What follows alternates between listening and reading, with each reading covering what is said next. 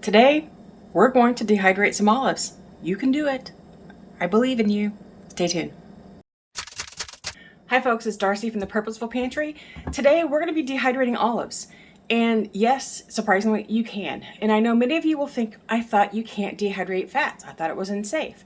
It's not unsafe to dehydrate fats. It's not recommended because they are not good for long-term shelf storage because fats can turn rancid over time. That's oxidizing, which is why sometimes if you store taco shells that you bought from the store on the shelf and you kept them there too long and when you open they kind of smell a little funky, or what happens with flour after it's been on the shelf for a while and you pick it up and you go, that smells weird. That's the oxidation of the fats that are generally in those foods. So it is safe to dehydrate fats. What's not safe to do is to dehydrate proteins in a temperature that's not safe because it leaves them out for too long in a temperature that doesn't kill all the bacteria that can be a problem. So while I don't recommend doing avocados because I find that avocados have no taste, it's not worth the waste and they take forever and they can turn really dark. They're not very good. I don't suggest avocados at all. But olives are surprisingly fun and I'm going to show you 2 ways that you can use this once we're done. Okay, what we're going to start with are olives, and I cannot get a hold of green olives right now. None of my stores have green olives in a can, and I didn't want to go buy fresh. They were really expensive, so I just opted not to do greens. But you can do this with green. You can do this with pimento stuffed peppers. I wouldn't recommend it for cheese stuffed peppers like goat cheese or feta because cheese doesn't necessarily dehydrate well. If you do use fresh olives, it is best to go ahead and brine them first. There's something about the curing process to make these dry better. Drying fresh olives takes a whole lot longer. So make the choice to do convenience in already processed olives. Okay, all we're gonna do, I've already got one set going that I've already rinsed well because these are going to be really salty and you want to rinse them well. And all I'm going to do for these that are whole is just slice them about 3 times because I want these little discs. I don't want I don't personally want to use larger ones. Okay, so you're going to have these tiny little discs. Now make it easier on yourself and just go ahead and buy them sliced and you won't have to worry about slicing. This is one of those convenience foods that you're going to do this. Okay, why would you want to dehydrate olives? Well, they are full of a ton of vitamins and nutrients and good fats. They also have a lot of salt. So folks who are hikers and backpackers can use these as part of their snack system to keep themselves going on the trail. They can make really tasty snacks for something like, I'm thinking of a sort of, not caprese salad because obviously it's not quite that, but if you did like little mozzarella balls and some peppers and then dried olives as part of a little snack, it might, the dryness of the olives makes it a texture change that might be kind of really appealing.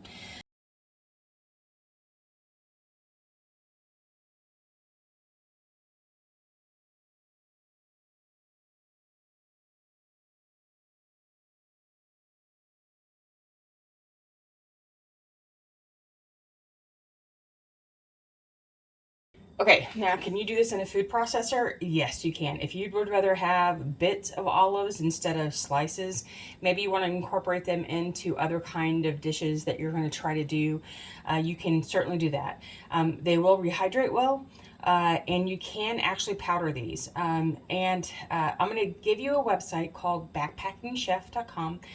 He has some ideas about how to use these. I'm going to direct you right to his post where he gives you some ideas how to do this, including an olive paste, which basically all he's done is that he takes olives, mixes it with a little water, makes a puree, dries it, and then that becomes bark, which you can then powder, and then you can use that to add to a little if you have a little oil, I think it would work better, but you can add it to a little more water, rehydrate it, and then put it as a paste, a sandwich spread for a roll up on the trail, okay?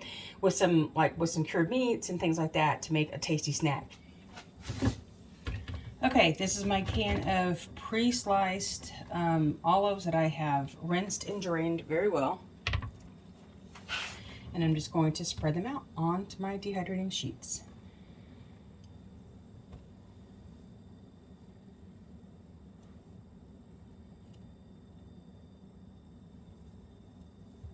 There is no need to get super fussy about how you lay these out. Just make sure that they're not like stacked on top of each other. Because they are dense and because they are full of fats, good fats, but because they are full of fats, you want to go ahead and make sure that they've got space and aren't necessarily just piled on top. You don't need piling. But don't get fussy over like placement. I'm just trying to take some of these larger pieces and spread them out a little bit so they don't stick. Okay, there we go, that's good enough. All right, one tray down, a couple more to go. Okay, we're gonna get our machine started. We're setting this for fruit for 135F, 57C, 135 here. The time, I went ahead and just let my machine run because it's gonna run. But you can set this for, you can expect these to take between 8 and 12 hours depending on your machine and your home's humidity. But generally they're gonna be done around the 8 to 10 hour mark. So here we go. Okay, here are our olives. I just pulled them out of the dehydrator after about 9 hours, maybe 10, they were fully dry. This is what you get. Little tiny olive donuts that just break apart easily. Okay, they are super snappy. Surprisingly, they are not as salty as you might think, but they are salty because of the brine that they were put in. But this is nowhere near salty the way that pickles are when you dry pickles. So this is much less intense salt flavor and more of a deep olive flavor with a little salt in the background. Okay, so what do you do with these? So you have some dried olives. You can eat them just like they are. But here's a thought. If you were on the trail, or if you would like to serve a little dish that's a little different than something else, how about some dried nuts, a few dried olives, a couple more dried olives, and you have a fun little snack. Okay, your nuts are salty, your olives are a little bit salty, but the blend of flavor between how the nut reacts to the olives is actually surprisingly good. Granted, this is not for storage. This is for something that you're going to eat pretty soon because nuts nor olives can store long term without being in the freezer. But this makes a fab little trail mix kind of thing, just like it is. You can serve this at a party to throw a little different taste into something that people are normally used to. Snack on this however you like. So there's one way to do it. Now, how are we going to store these? After they've had a chance to sit out for about 5 or 10 minutes, you've tested them, you know they're dry, and I showed you a second ago, that is a dry olive. Can you hear this?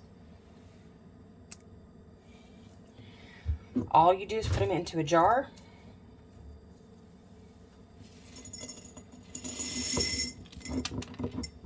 Simply like this.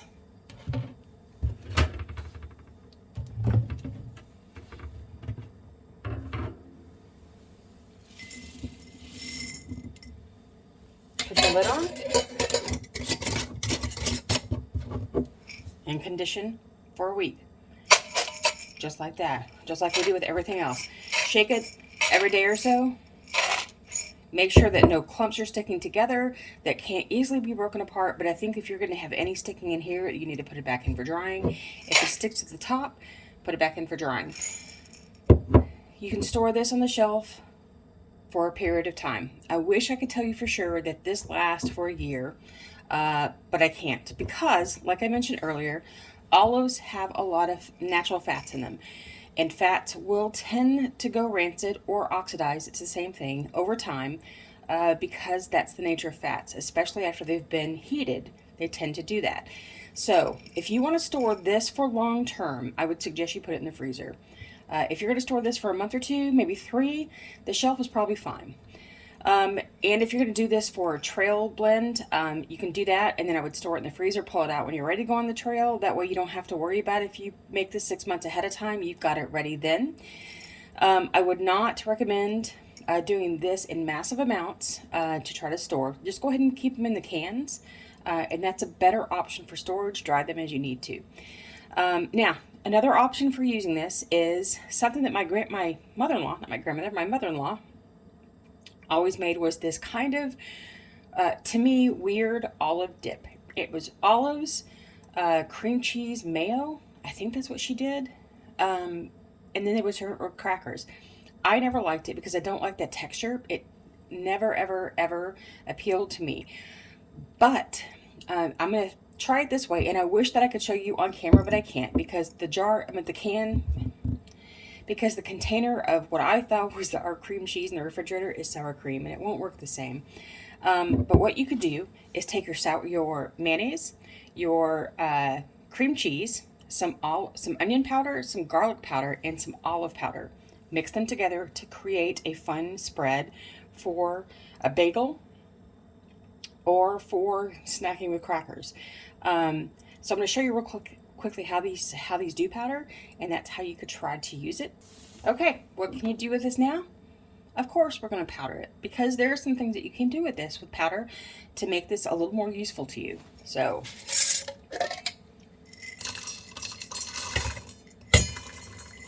I'm not going to do a ton because I want to keep these for the nut mix for today.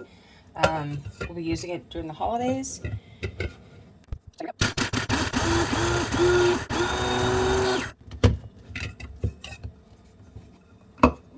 And here is some fabulous olive dust. Olive powder, however you want to call it. It looks a lot like coffee powder. So that recipe was mayonnaise, mayonnaise, cream cheese, olives, and a little garlic powder if you wanted. But we're going to try this because this could still be sort of fabulous. We'll see. Okay, so we're going to do a couple of tablespoons of sour cream. We're going to do about a teaspoon of garlic powder. Sorry about that. A teaspoon of onion powder.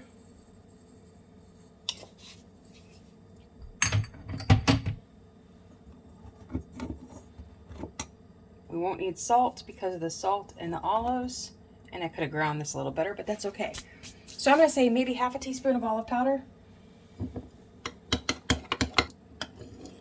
This might make a good chip dip, even if it's not quite as sweet as the other version. This still might make a really great chip dip, so we're going to give it a taste.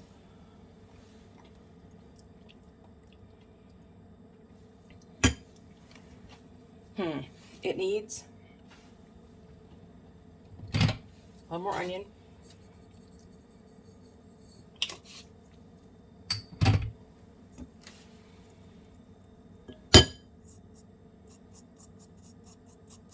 So that's at least 2 teaspoons of olive powder, 1.5 teaspoons of onion. You know what? It does need more garlic. That's what it's not. It's not more onion powder. It needs more garlic. All right. So here we go. Now you'll want to let this set for a while so that all the flavors can actually incorporate better.